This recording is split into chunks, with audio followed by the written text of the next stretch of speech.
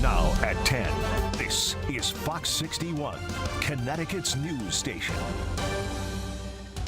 Before we get to those top stories, we begin tonight on the forecast. The rain is moving out ahead of what is shaping up to be a beautiful end to the work week. Thanks for joining us for the news at 10. I'm Brent Harden. And I'm Sarah Sanchez. We want to send things over to Chief Meteorologist Rachel Frank for the very latest. So Rachel, what does Mother Nature have in store for us overnight tonight after quite a super soaker last night? Yeah, we are drying out. We are fully done with the rain and we are desperately seeking sunshine. And we're going to get it as we head into the day tomorrow. Right now, we're looking at temperatures near 60 degrees at this time yesterday. Yeah, it was raining. It was pouring for parts of the state, but now the radar is sweeping clear and we'll see temperatures falling back into the 50s tonight. The wind is also coming down. If you were out a few hours ago, we were seeing some gusty winds up to about 30 miles an hour, but those winds are starting to come down as well. We're looking at overnight lows in the 50s, and I think the clouds should clear in time for daybreak tomorrow. So we are waking up to sunshine. We'll see high temperatures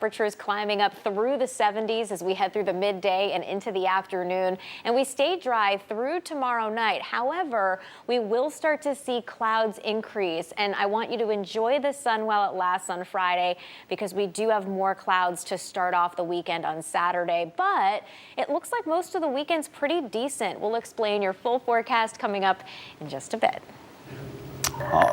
All right, Rachel, thank you.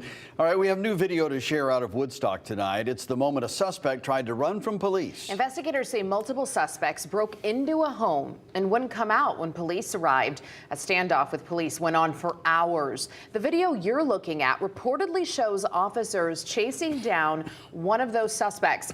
The suspect went bolting through a backyard. This happening in the rural Windham County town of Woodstock yesterday, and today, two of those suspects appeared in court. And Fox 61's Matt Karen spoke exclusively with the homeowners to hear their perspective on what went down yesterday. Well, this Woodstock Road home is owned by an older couple who say they try and help the homeless by letting them stay here. They're running right now, and they're chasing them. Caught on camera at the height of the standoff, one of the suspects running from police moments before being captured.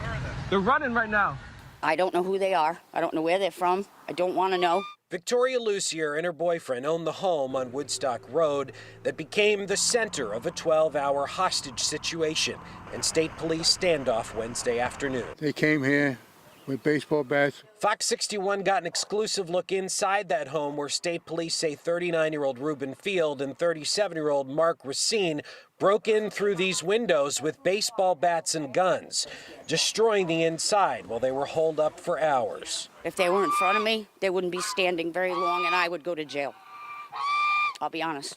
I would knock them right out. Despite being surrounded, they refused to surrender. They had one of the guys say somebody's not going to be taken alive. SWAT came here, protected us with a weapon and a cop, and we went down and got him.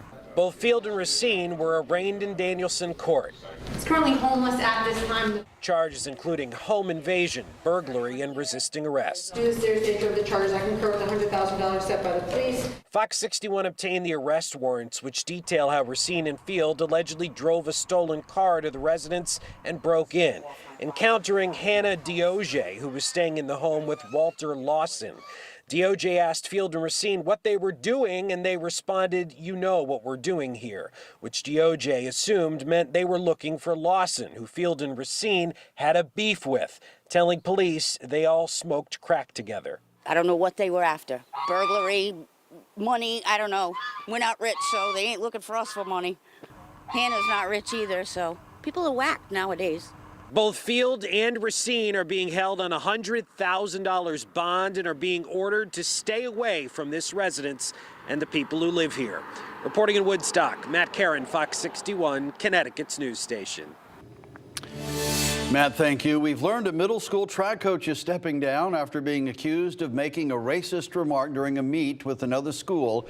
According to Colchester Public Schools, earlier this week, students at William J. Johnston Middle School competed against Beeman Middle School in Middletown. At one point during the meet, Beeman's students started singing a rap song, the lyrics that included derogatory and racist slurs, including the word gorilla. The coach from William J. Johnston, who is white, responded with the words, "You are." The family of a black student involved says she felt targeted by this. Colchester officials say the coach was unaware of any offense and thought her response was just being playful. And tonight, parents spoke out. If it was a black teacher, school person, and the youth was white, believe me, they would be asking, and there would be no meeting like this. I'm hoping that even if this teacher stepped down, that she could work somewhere else. Get the support you need, understand diversity, so that you can be a better human being. Again, the coach voluntarily stepped down, and the district says it will ensure the Colchester team has adequate support to finish their season. In Hartford tonight, police are searching for a suspect involved in a double shooting. Hartford police say 2 people were shot on Homestead Avenue around 8 this afternoon. The victims, 2 men in their 20s, were dropped off at the hospital. We're told they're both expected to be okay. If you saw what happened, give police a call. Well, new tonight, a retail store worker was attacked with some kind of powder at the Meriden Mall. It happened just before 12:45 today at the store Windsor. Police say a customer threw a powdery substance at an employee, which caused them to have eye irritation and feel as if their throat was closing up.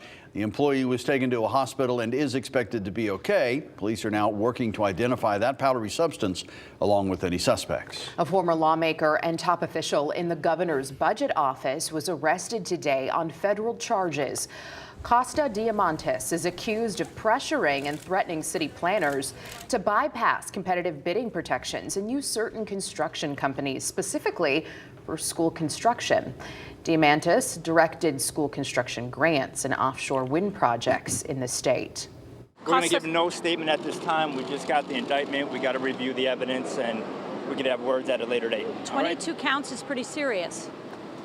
Thank you. Do you have anything you'd like to say about the charges? Nope. I'm sorry. We got no comment at this time. We just got the indictment. We're going to look at the facts of the case and go fight for our client's innocence. Thank you.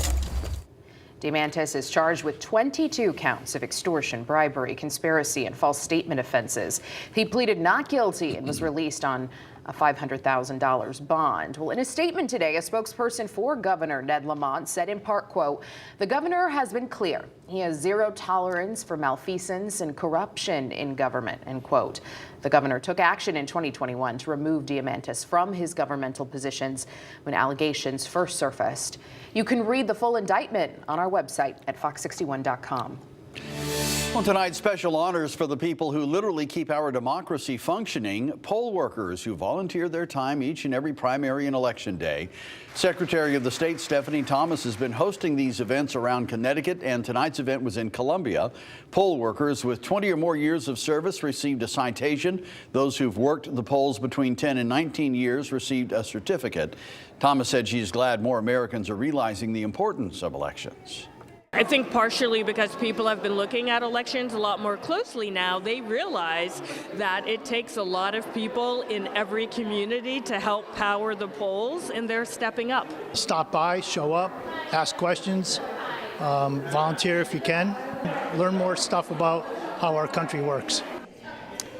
Find out more about how you can become a poll worker by going to the links page at fox61.com. And now to a local funeral home that's taking steps toward leaving a greener footprint. It has one of the only aquamation systems in the region. It's a newer, cleaner way to take home ashes after a loved one passes. Fox 61's Lindsay Kane has the story. This is a way to do things in a much cleaner way. The John F. Tierney Funeral Home in Manchester has been around for nearly 70 years. There hasn't been much change since then until now. It's just getting to that point of cremated remains in a different way. Thomas Tierney, a third-generation funeral director, is the first in the state and the region to use what's called aquamation, an eco-friendly alternative to flame cremation or burial. It's like the rapid decomposition of human remains that would naturally occur organically in the earth, done in a quicker process with warm water and alkali, which is like a strong salt. process can take more than 10 hours, but doesn't burn any fossil fuels. It saves over 90% of energy and leaves behind a cleaner carbon footprint. Families still take home ashes of their loved ones, but the process doesn't use any flame or gases. It's the same cost as a traditional cremation. The end result is the same, cremated remains. Gases are used, natural gas, propane, different things. In this process, we're using water and alkali, renewable resources. The process has been up and running for just a few weeks, and so far nearly 24 families have been utilizing the cleaner technology. Even families from surrounding states are starting to reach out. Tierney says other areas of the country are starting to legalize the process, and in time, the industry will likely become more environmentally friendly, especially as his family prepares to continue on the business. With young children and the way of the world now, this seems like the next right step. In Manchester, Lindsay Kane, Fox 61, Connecticut's news station.